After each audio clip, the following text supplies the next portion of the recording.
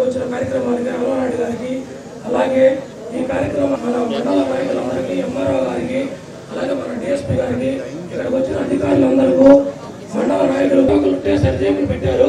పెట్టిన తర్వాత మళ్ళా దానిలో ముద్ర రాజశేఖర్ అందరూ కూడా మన మండల వాసులు కూడా గర్వకారణం. తొలిసారిగా ఈ పాస్బుక్లు రాజముద్రతో వచ్చిన పాస్బుక్లు వాస్తవానికి ఈ కార్యక్రమం నిన్న ప్రారంభమైంది.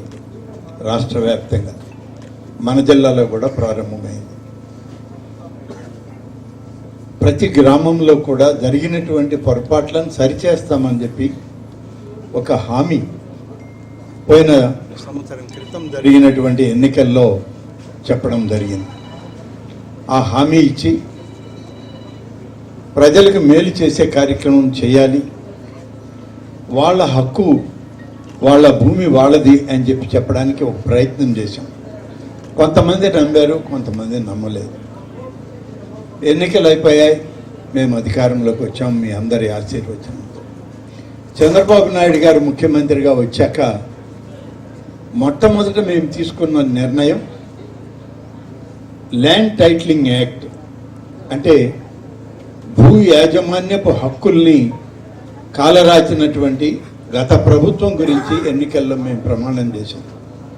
మేము అధికారంలోకి వస్తే ఆ చట్టాన్నే మార్పు చేస్తాం, నిలుపుదల చేస్తాం, ఎవరి భూమి మీద వాళ్ళకి హక్కు కల్పించే ప్రయత్నం చేస్తామని చెప్పి ఆనాడు ఎన్నికల్లో ఇచ్చిన హామీకి కట్టుబడి ల్యాండ్ టైటిలింగ్ యాక్ట్ని మేము అధికారంలోకి వచ్చిన మొదటి సమావేశంలోనే దాన్ని రద్దు చేసి మీ ఆస్తులకి భద్రత, మీ ఆస్తుల మీద హక్కు, యాజమాన్యపు బాధ్యతలు మీవే అని చెప్పి మీకు అప్పచెప్పడం జరిగింది. ఇది మొట్టమొదటగా Telugu Desam party, Bharatiya Janata party, Janasena party కూటమి నాయకత్వంలో ఇచ్చిన హామీని నెరవేర్చుకున్నటువంటి కార్యక్రమం. అందులో భాగమే ఈరోజు పట్టాదారు పాస్ పుస్తకాలు ఇవ్వడం. ఈ ల్యాండ్ టైటిలింగ్ చట్టాన్ని రద్దు చేసి పాస్ పుస్తకాలు ఇస్తామని మొదలు పెడితే సంవత్సరం 6 నెలలు అయింది ఇప్పటికి. మనం వచ్చి ఇప్పటికీ 23 లక్షల పాస్ పుస్తకాలను మళ్ళీ మార్పు చేసి తయారు చేయడానికి ఇంకా సమయం పడుతూనే ఉంది, చేస్తూనే ఉన్నాం ప్రయత్నం. అంటే మనకు 1 సంవత్సరం పడితే కొత్తవి ఇవ్వడానికి వాళ్ళు 1 నెల లోపల 35 లక్షల రైతుల్ని నడి సముద్రంలో ముంచే ప్రయత్నం చేశారని చెప్పి చెప్పాల్సిన పరిస్థితి. అంత దారుణాతి దారుణంగా రైతుల యొక్క ప్రయోజనాల్ని దెబ్బతీశారు, రైతు కుటుంబాల్ని అన్యాయం చేసేటువంటి ప్రయత్నం చేశారు. 23 లక్షల మందికి ఈ పాస్ పుస్తకాలని మార్పు చేశారని మన దగ్గర సమాచారం ఉంటే, ఇంకొక 12 లక్షలు ఇవ్వడానికి తయారు చేసి ఇవ్వకుండా ఆపేసిన పుస్తకాలు ఉంటే, మొత్తం 35 లక్షల గురించి రీసర్వే స్టార్ట్ చేశాం. మనం వచ్చిన రోజు నుంచి ప్రయత్నం చేస్తున్నాం. ఆ విధంగా చేస్తూ వస్తే దాదాపు నిన్నటి నుంచి 9వ తారీఖు వరకు కొత్త పాస్ పుస్తకాలు ఇవ్వడానికి ఒక తేదీని ఖరారు చేసి ఇవ్వడం జరుగుతూ ఉంది.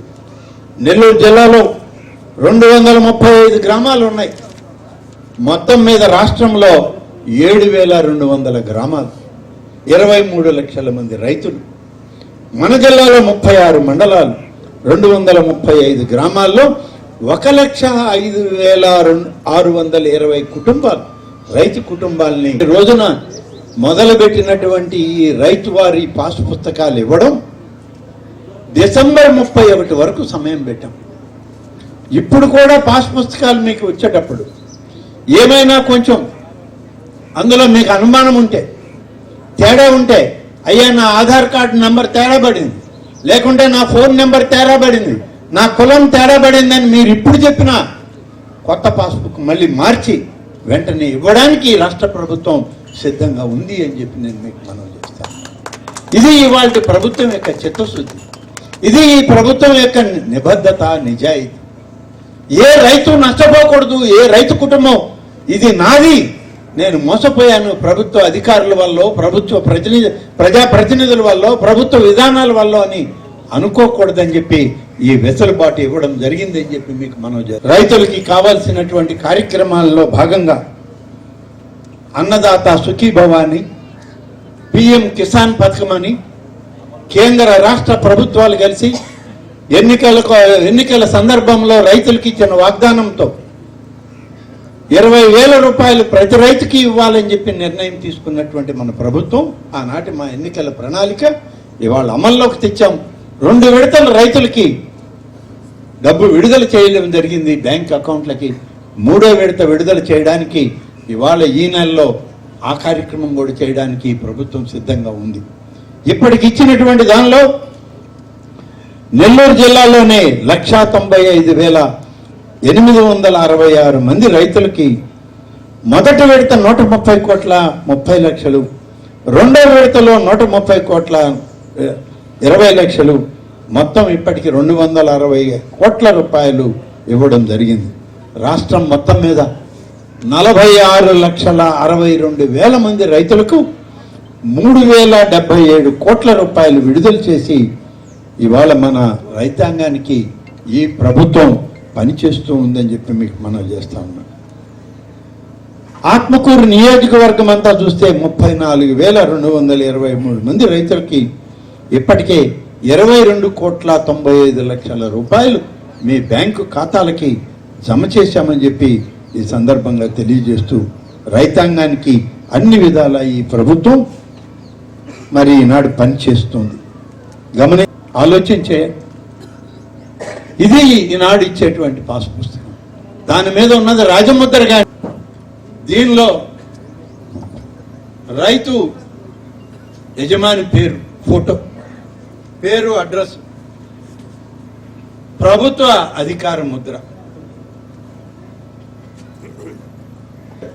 క్యూఆర్ కోడ్ గురించి తెలియని వాళ్ళు లేని వాళ్ళు, ఫోన్ పే ఉన్న వాళ్ళందరూ కూడా ఫోన్లలో ఈ క్యూఆర్ కోడ్ కానీ తీసుకొని రికార్డ్ చేసుకుంటే ఈ పుస్తకం అక్కర్లా. ఇక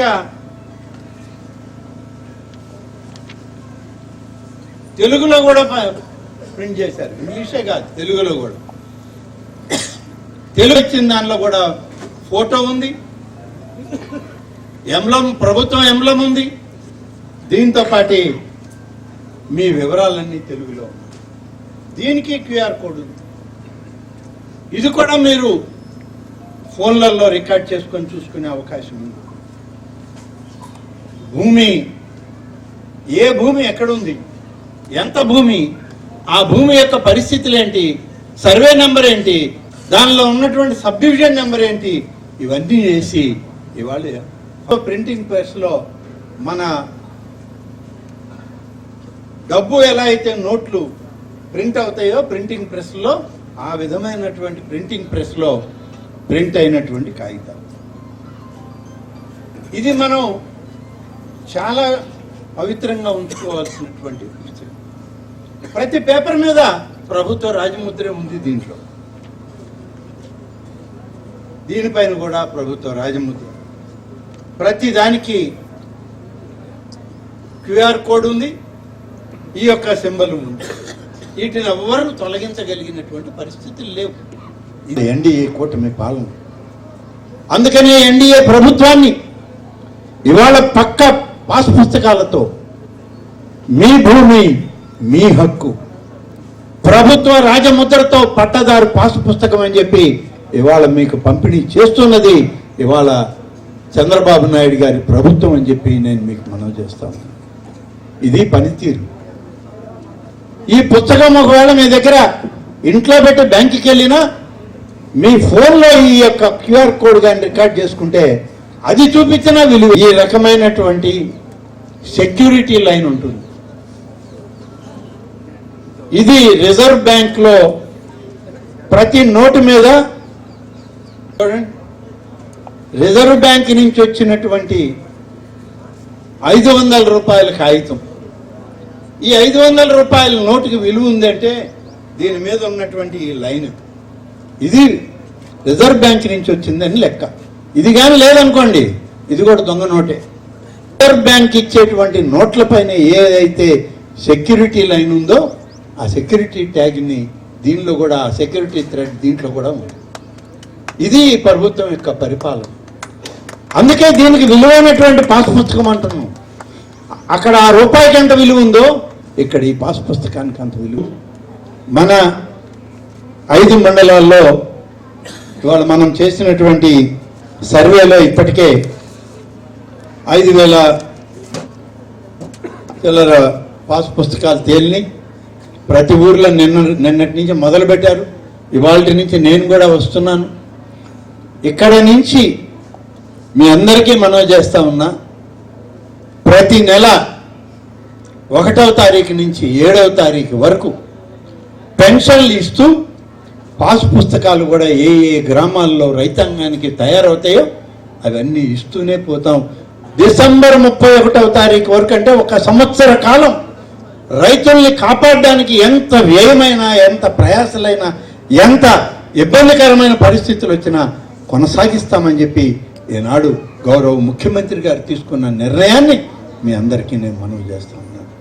ప్రతి నెల 9వ తారీఖున ఈ రాష్ట్రంలో ఏదో ఒక నియోజకవర్గంలో, ఏదో ఒక మండలంలో, ఏదో ఒక గ్రామంలో పాస్ పుస్తకాలను వెరిఫై చేసి ఇంటింటికి పాస్ పుస్తకాలు ఇచ్చే కార్యక్రమంలో గౌరవ మన ముఖ్యమంత్రి శ్రీ చంద్రబాబు నాయుడు గారు కూడా పాల్గొంటామో అంటారని చెప్పి ఆయన కూడా నిన్ననే కన్ఫర్మ్ చేయడం జరిగింది.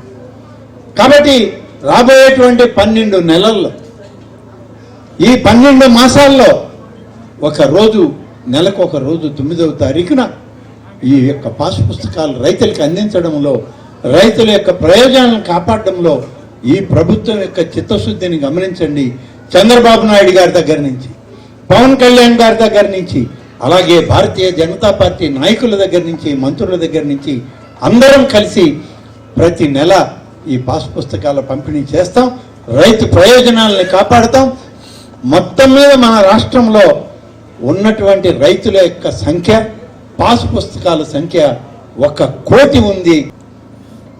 ఇంత కష్టపడి చేస్తున్నా సంవత్సరం పట్టింది మేము 22 లక్షలు చూడడానికి. ఇంకా 90 లక్షలు చూడాలి. కానీ ఇంకా సమయం పడుతుంది. అక్కడక్కడ చిన్న పొరపాట్లు జరుగుతున్నాయి. ఇవాళ మీడియాలో కూడా వచ్చింది. నేను దానికి కూడా మీ అందరికీ మనవి చేస్తున్నా. ఎక్కడన్నా మీ ఆధార్ నెంబర్ తప్పుపడింది, లేదా మీ మొబైల్ నెంబర్ తప్పుపడింది, మీ పేరులో ఏదన్నా తప్పు అక్షరం దొల్లింది, మీరు వెంటనే తెచ్చి సచివాలయానికి చెప్పండి, తహసీల్దార్ కార్యాలయంలో ఇవ్వండి, విఆర్ఓలకు ఇవ్వండి. దాన్ని సరిచేసి కొత్త పాస్ పుస్తకాలు ఇవ్వడానికి ఈ ప్రభుత్వం ఇప్పటికే ఏర్పాటు చేసిందని చెప్పి మేము అట్లా గాలికి ఉదయం ఇచ్చేసి, ఇంత 1 అక్షరం తప్పుపోయినా చెప్పండి, సరిచేసి మళ్ళీ మీకు కొత్త పాస్ పుస్తకం అన్ని సెక్యూరిటీలో అన్ని భద్రతలు తీసుకొని మీకు ఇవ్వడం జరుగుతుంది.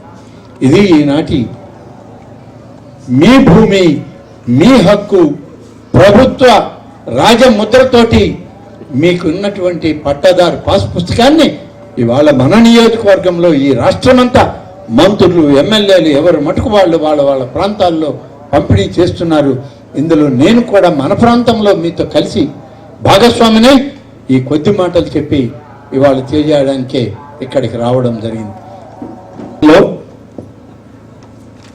ఏ రకమైన అభివృద్ధి జరుగుతుంది అని చెప్పడానికి 2 విషయాలను మీ ముందు చెప్పాలి. పోయిన 5 సంవత్సరాలు ఈ ఛార్జీలని, ఆ ఛార్జీలని, రకరకాల ఛార్జీలతో కరెంటు బిల్లులు పెంచారు కదా. పెంచారా? లేదు, పెంచారు. బిల్లుల్లో ట్రూ అప్ ఛార్జెస్ అని చెప్పి దాన్ని కూడా పెంచి కలిపి అదనం భారం ప్రతి యూనిట్కి ధర పెరిగే విధంగా చేశారు. ఇవాళ ఆ ట్రూ అప్ ఛార్జీలన్నింటినీ గత ప్రభుత్వం ఏదైతే ప్రజల మీద భారాన్ని మోపిందో ఆ ట్రూ అప్ ఛార్జెస్ అన్నింటినీ కూడా ఇవాళ మన రాష్ట్ర ప్రభుత్వం గౌరవ ముఖ్యమంత్రి గారి నాయకత్వంలో రద్దు చేశామని చెప్పి మీకు మనం చేస్తాం. ఇక ట్రూ అప్ ఛార్జ్ అని మీ బిల్లులో రాదు. అటగాని వస్తే మీరు అడగండి, నిలదీయండి. ట్రూ అప్ ఛార్జెస్ని ప్రభుత్వం రద్దు చేసింది. మీరు ఏ విధంగా ఇచ్చారు ఈ బిల్లు మాకు అని చెప్పి అధికారులను అడగండి. ఒక్క ట్రూ అప్ ఛార్జెస్ని రద్దు చేస్తే మొత్తం రాష్ట్రంలో మా మీద పడే భారం 4,497 కోట్ల రూపాయలు. అంటే మీ దగ్గర నుంచి 4,497 కోట్ల రూపాయలను వసూలు చేశారు సంవత్సరానికి వాళ్ళు.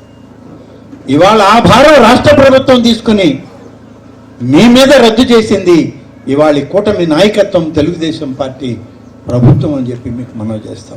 ఒక సర్వే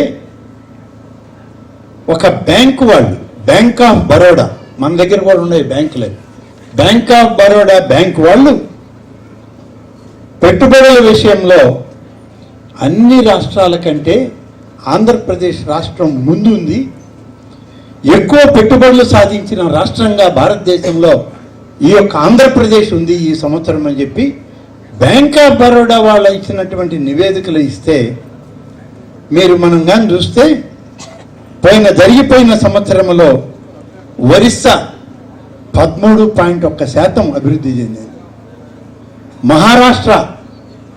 మహారాష్ట్ర వచ్చి భారతదేశానికి ఆర్థిక రాజధాని. అది మహారాష్ట్ర అంటే బొంబాయి నగరం ఉండేది. ఈ దేశానికి ఆర్థిక రాజధాని ఏదంటే ముంబై. అక్కడ పెట్టుబడుల వాటా 12.8%.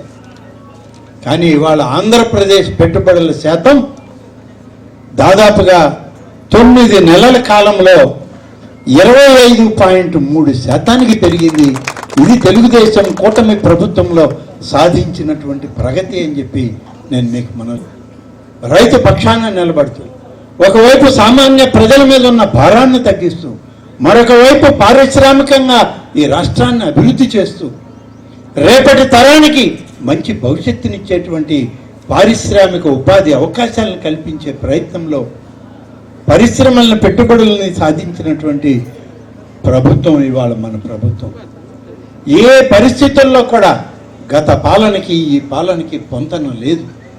ప్రతి ఒక్కరికి మంచి భవిష్యత్తు ఉండాలనే, బంగారు భవిష్యత్తునిచ్చేటువంటి రామరాజ్యంగా ఆంధ్రప్రదేశ్ రాష్ట్ర పరిపాలన ఉండాలని చెప్పి ఇవాళ చేస్తున్నటువంటి రామలక్ష్మణులుగా చంద్రబాబు నాయుడు గారు, పవన్ కళ్యాణ్ గారు, నరేంద్ర మోడీ గారి ఆశీస్సులతో ముందడుగు వేస్తున్నారు.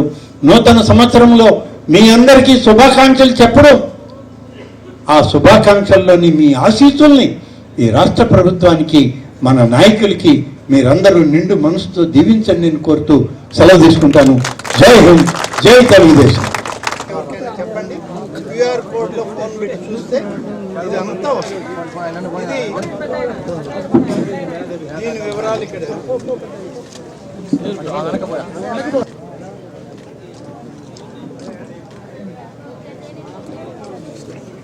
కోవిళ్ళ పుల్లారెడ్డి.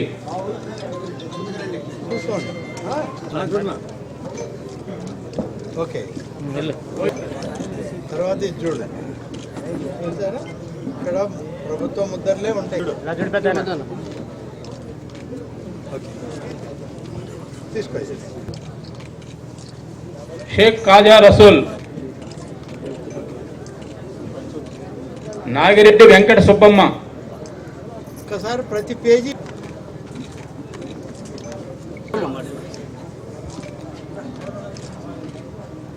శ్రీనివాసులు.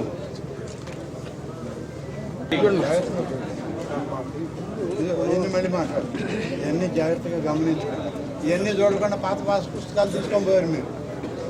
ఇల్లు మీదేనా? ఇల్లే.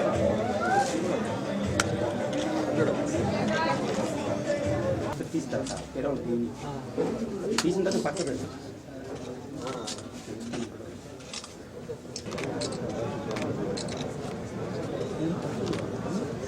చూసుకో, ఇది మంచి పుస్తకం బాగుంటుంది.